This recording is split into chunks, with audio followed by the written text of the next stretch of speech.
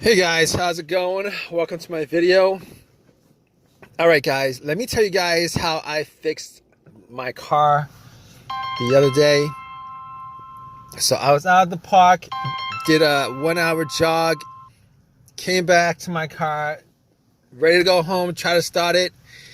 It cranked, but it did not turn over. It kept on cranking, but it did not turn over. And I must have tried to crank it at least, I would say like 15 times within the course of me trying to figure it out, what the problem was. All right. So I'm like, okay, what could this situation be considering? I did change the battery up. I changed the battery maybe 2 months ago. It's got a brand new battery. It's not the starter. I know 100% it's not the starter. Obviously, it cranks. The starter cranks the car. It cranks. So I'll rule out the starter. Everything having to do in the starter, ruled out. And basically, it was a strong crank. So I was pretty sure it wasn't the battery. But just in case, I turned on the light. The headlights went out. See how bright they are, and they were pretty bright. So I was like, it probably isn't the battery. I was thinking maybe I had a defective battery, but I was pretty sure it wasn't the battery. All right, it wasn't a slow crank. It wasn't like, it wasn't a slow crank. It was a strong crank. But here's what I did anyway. I actually got my power pack, put it on, and try to crank it that way just to make sure it's 100% not the battery. And it cranked. It wouldn't start. Did the same thing. Definitely wasn't the battery. And on top of that, I was looking around just to make sure that my terminals were clean and tight, because I did clean the terminals. I did tighten them up 2 months ago. I didn't think that it was going to be corroded after 2 months, and they weren't corroded after 2 months. So I was like, all right, okay, I know what the obvious is, but I'm going to go through these steps, just to make sure that I pretty much troubleshoot the easiest things, and then I'm going to go to, the bigger issues. So at that point, I knew it wasn't the starter. Obviously, it's not the alternator. I ruled those things out. You guys in this situation, you guys don't want to start ruling things out as what the issue is. It won't be the starter. If it's a strong crank, it's not the alternator. If it's a slow crank, wait. If it's a strong crank, it's probably not the battery. If it's a slow crank, it's possible that it is the battery. But just to rule it out, you guys should probably at least try to give it a jump. This situation, just to make sure it's 100% not the issue. All right. So it's not a slow crank. It's a very strong crank, and it cranks up pretty strong. All 15 times that I try to crank it up.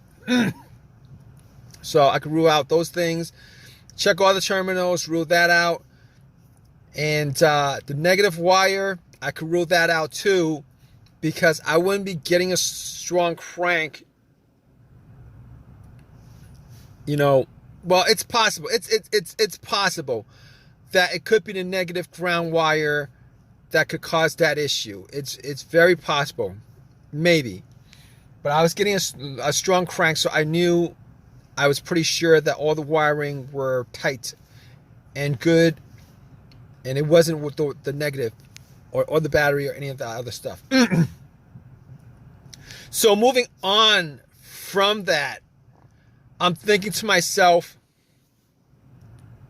okay, maybe it's a fuse. Maybe it's a fuse, the fuel pump. Maybe it's a relay to the fuel pump. Maybe it's the fuel pump itself. Could be the car's computer, all of those things. All right, and I'm gonna help you guys troubleshoot this because I troubleshooted it. All right, it's how I troubleshoot this whole entire issue. All right, you guys have this situation. This is how you guys troubleshoot this issue. All right, you guys have a crank, but it won't turn over. Here's how you do it. All right, maybe it's the car's computer. Now, I was not getting a check engine light on the car. I was not getting a check engine light on the dash. So I could pretty much rule out a whole bunch of things. All the sensors, all the things that be caused by the sensors, I could pretty much rule out. There was no check engine light. And I'll tell you guys what, when I actually, when I actually put an OBD2 on it, okay, when I put an OBD2 on it, first of all, it actually ran through the scan, gave me a whole readout. So I knew that it was probably not the car's computer to begin with. That's very important. There are situations where the car's computer has issues communicating with the car itself, whether it's a wiring issue, whether it's a blown fuse issue, a short or whatever. Sometimes that occurs, and when that occurs, it will cause the car to crank but not start. All right, and there's a whole host of things I could run down with this, but I could rule out that. All right, and the fact that there was no check engine light on the dash, and then when I read the whole OBD2, there was not a single code that came up. I could rule out anything having to do with the mass airflow sensor, could rule that out. I could rule out the crankshaft, camshaft. I could rule all that out. And I could probably rule out the throttle position sensor on top of that. So if you guys are probably thinking it's probably one of those sensors that's causing it, one of those things that's causing it, if it's not coming up, if you guys don't have a check engine light with this with this crank but no start issue, it's a crank but no start issue, you guys probably rule out all those things that has a sensor connected to it, which is a whole host of things.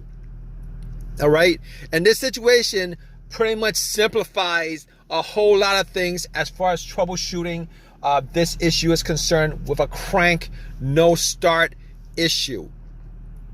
All right, so let's go down from there. All right, now I'll tell you what.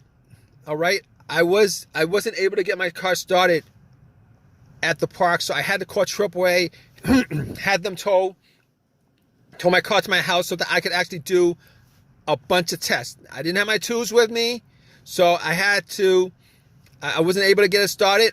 All right, I assumed that it was a couple of things. So when I got home, I had to pretty much go through all the fuses. All the fuses were good.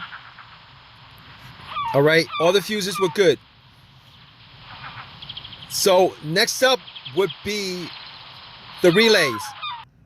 I assume in this situation that it was probably either going to be a fuel issue, like maybe a relay or a fuse connected to the fuel pump that would cause this situation. All right, so I tested out all the fuses. It wasn't that. As far as the relay was concerned, I did swap out the fuel pump relay with another relay, with a similar relay, with the same exact number. So it was I did swap out one of the relays for the fuel pump relay, and that didn't do anything as far as that situation is concerned. So at that point, I was thinking, all right, I got to figure out whether it was the fuel pump that was causing this situation. All right, definitely was sure it was not the relay. And on top of that, I actually took off the line for, the part of the fuel line just to see whether there was any fuel getting pumped out. There was no fuel pumping out. And on top of that, I actually did not hear the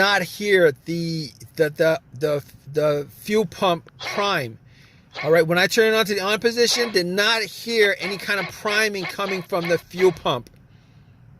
So at that point, I knew that it was probably the fuel pump that was the issue. In fact, it was the fuel pump that was the issue. Now, I was hoping that it would have been the fuel pump relay. If it was the relay, it would have been a quick fix. However, since it was the fuel pump, it took an hour or two for me to replace it. Got the car to start afterwards after it was replaced. It was the fuel pump that was the problem. If you guys have a crank no start, like a whole bunch of other scenarios, no start scenarios, what you guys do need to do is, you guys need to troubleshoot it, because it could be, like I said, a variety of things that would be causing these kind of situations. Hopefully, if you guys are in the same situation, this video has helped you out in some way. Maybe it's a fuse that was blown or something like that. Hopefully, you guys got a simple fix for you.